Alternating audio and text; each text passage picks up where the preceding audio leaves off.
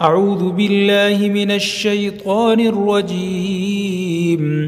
بسم الله الرحمن الرحيم.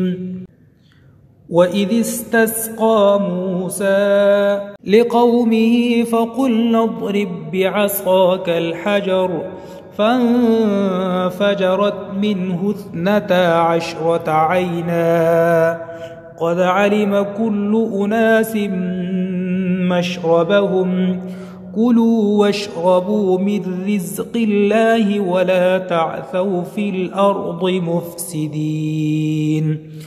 وإذ قلتم يا موسى لن نصبر على طعام واحد فادع لنا ربك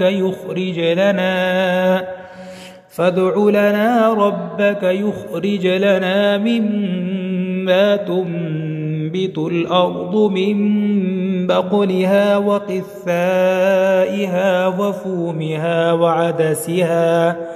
وفومها وعدسها وبصلها.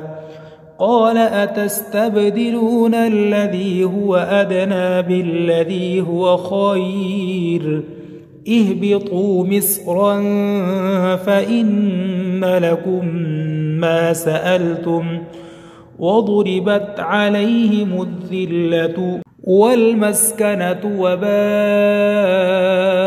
بغضب من الله ذلك بأنهم كانوا يكفرون بآيات الله ويقتلون النبيين بغير الحق ذلك بما عصوا وكانوا يعتدون.